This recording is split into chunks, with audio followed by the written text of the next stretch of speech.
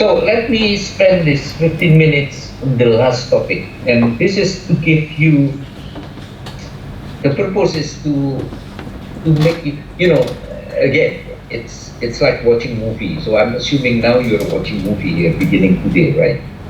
Like if you're watching movie, if you are the director of the movie, you have to give few episodes that really attract the audience or attract the viewers, right?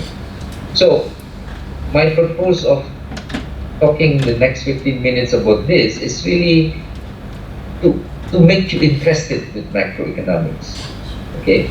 So to prepare you for the next 14 weeks, basically. Okay?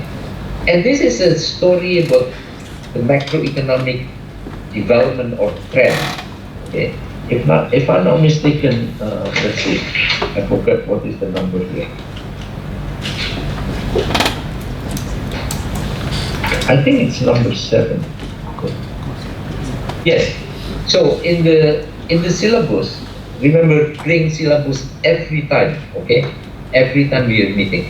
Anyway, in the syllabus, if you look at the reading materials, it's reading materials number 7, okay? And the title of the paper is 4G episode and the elevated risk, okay? Now, let me explain first what are those 4G, okay? There are 4G here. The first G is called the great moderation. The second G is called global imbalance. The third G is called global recession. And then the last G, the fourth one, it's called global, I forgot what it is.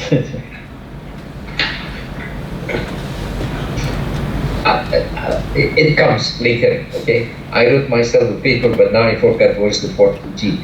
Anyway, it's something to do with the different monetary policy, okay? Oh, now I remember, great divergence, okay? So GD, great divergence. So, great moderation, global imbalance, great recession, great divergence. Okay. So, what are those? Well, let's start with the first G, great moderation. Great moderation is a period where the world economy are really doing well, macroeconomics-wise.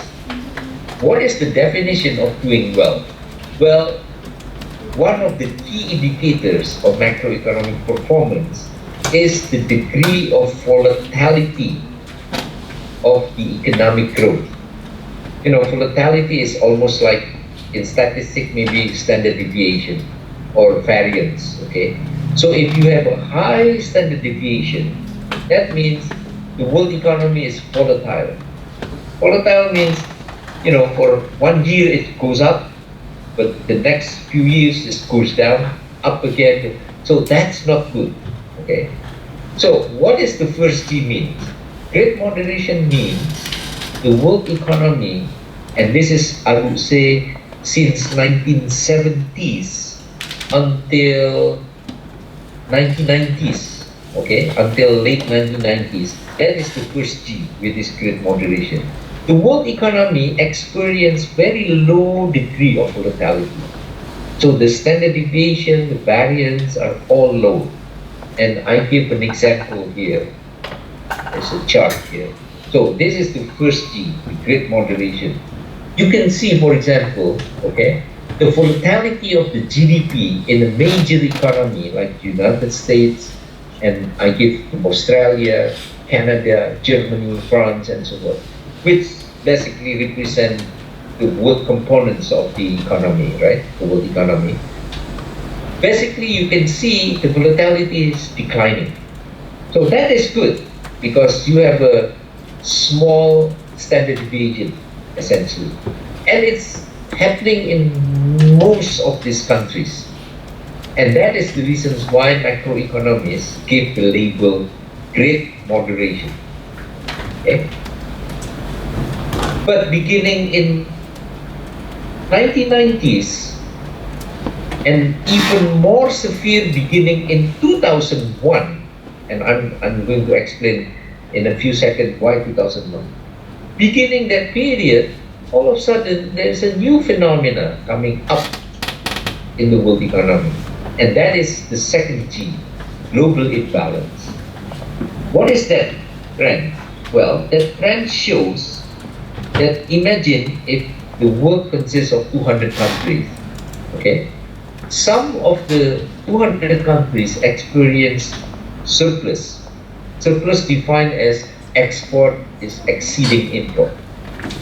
Of course, the other group of countries has to be deficit, right?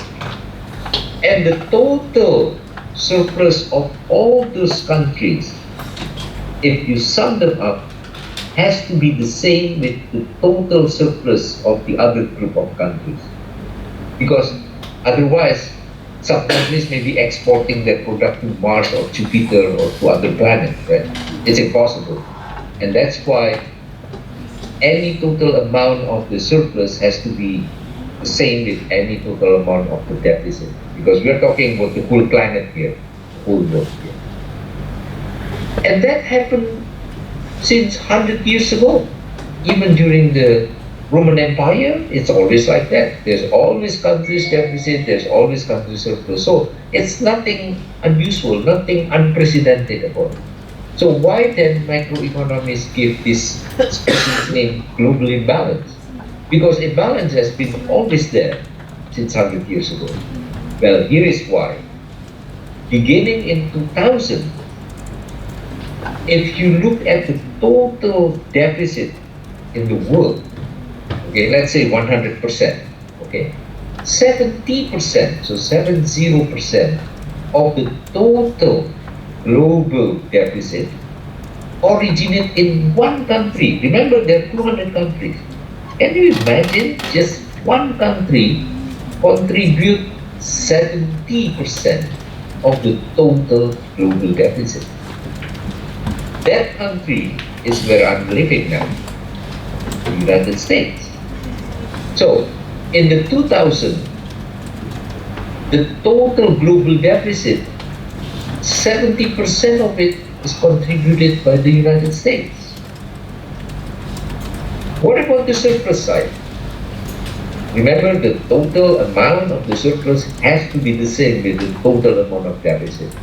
If you look at the distributions of the surplus side, almost half of the total world surplus originate in one region, not country, but region.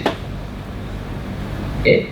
And that region is where you are now, Asia. Now, that itself is unprecedented, never happened in the history of the world. It happens only in the 2000s, the year of 2000s. Okay? 70% of the global deficit come from the US, half of the total surplus come from Asia. Now I'm coming to what I said earlier, 2001. Why it began in 2001 more precisely? Because in 2001, for the first time, China joined the WTO. WTO is World Trade Organization. This is an organization dealing with international trade rules, basically. Okay? So, 2001, China joined the WTO. What does it mean? That means China started to open up their economy, but at the same time, China started to enjoy the open up of the economy of any members of the WTO, which is essentially the world, basically, because WTO members are the world, basically. And because of that decision, China export is not increasing, but hyperbolically increasing. And that led to massive export of China, and a lot of them goes to the United States. And that contributes to the story I was telling you earlier. Why deficit in the US is so big, and why the surplus in Asia is so big. Now you know when I said half of the global surplus come from Asia, most of them are really from China, basically. Anyway, that event, that is called the global imbalance. So that's the second G. Now, do you remember that chart that I showed you earlier, showing starting from recession and then you increase the money supply and so forth? Remember that story? What happened when the interest rate goes down? Well, when interest goes down, exchange rate will depreciate. Exchange rate depreciate, net export will go up. Net export will go up, that means capital inflows will be affected, and so on and so forth, right? That was happening after the second G, so after global imbalance. That is exactly what happened in the world. All of a sudden, the world interest rate goes down. So, if you just follow that one page of the chart that I showed you earlier, that explains what happened after the global imbalance. What happened in the world after global imbalance. So that means a lot of capital flows, right, moving in the opposite direction. Okay? A lot of capital goes to emerging markets, right? And that leads to massive sort of dry up of the capital in industrial countries. Now, of course, you still have one question remaining to ask here. And the question is, why? Because remember, even if we are talking about macroeconomics, we have to talk about behavior. Why a lot of capital moves from the US or from Europe to emerging markets? What is the behavior of the investors there? Well, very simple. When you have a very low interest rate, remember after the global imbalance, interest rate went down in industrial countries, in Europe, in the US. When you have no interest rate, if you're an investor, you don't want to put your money there. You are looking for countries in which they offer higher interest rate. And the answer is emerging markets. So that explains the behavior of investors moving away from Europe and the US to emerging markets. Okay? Now, that is happening, of course, for emerging market. That's a good news. Why? Because more capital inflows means more liquidity, and that explains why in the 2000s, the growth of the emerging market, including Indonesia, by the way, has been very high. Okay. And then there is another event happening in the US and in Europe. Okay, I'm not going to spend a lot of time on this, but actually I give a lecture here at Cornell about that event. So if you're interested with that, maybe I can give to Jana and Fauzi later on the link of that video, because you can download from Cornell University website actually. Because I was giving a lecture at Cornell explaining the source of the global financial crisis. Anyway, for this class, long story short, because we don't have much time, there was a major crisis in the US in 2008, right? And then there's a major crisis in Europe in 2011.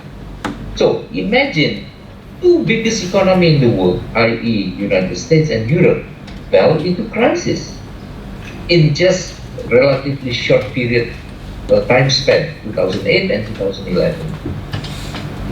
According to macroeconomics, if you are in crisis, remember that example, in your crisis, what do? Increase money supply, reduce the interest rate. But that happened in the period where the interest rate was already low. Remember, after 2001, I said interest rate already low. But then 2008 and 2011, there's a crisis. They lowered the interest rate further. And the effect is spreading to outside countries, not only in Europe but and the US, but many other countries follow suit, lower the interest rate. It was so low that in some countries, their interest rate became negative. Now, this is something that not in any macroeconomic textbook tells you what happened when you have negative interest rate. Why? Because under the old models, there is no way interest rate becomes negative. But it is happening. As I'm speaking now, there are 7 countries in the world adopted negative interest rate. Okay? Now, because of that negative interest rate, a lot of money going again out. Remember that story in 2001? Negative interest rate, money going out from Europe and US to emerging market. But now they lower the interest rate further, okay?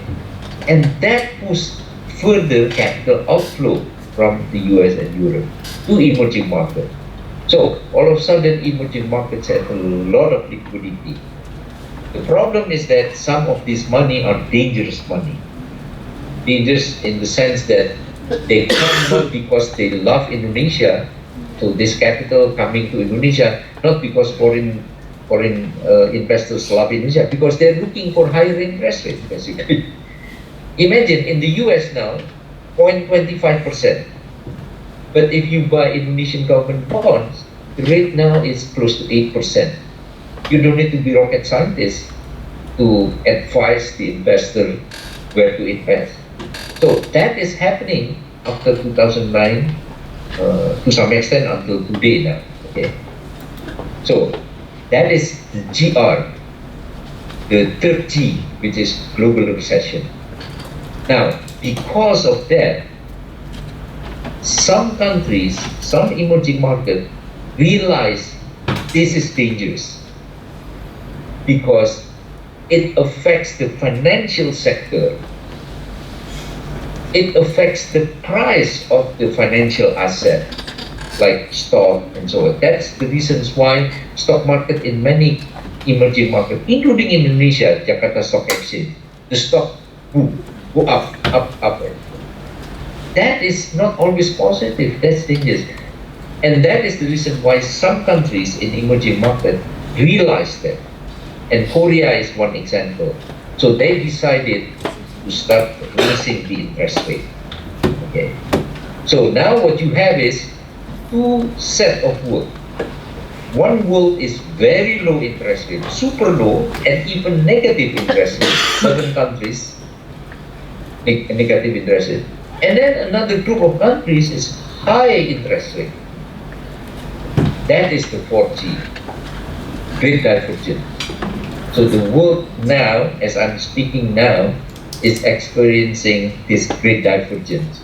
Some countries have super low, even negative interest rate. Other countries have high and positive interest. Okay. Anyway, that is an example of macroeconomic story. It's almost like a movie that I give you in 15 minutes. That's really the story of the world economy. And that can be explained only from the macroeconomic standpoint. Okay, time is up.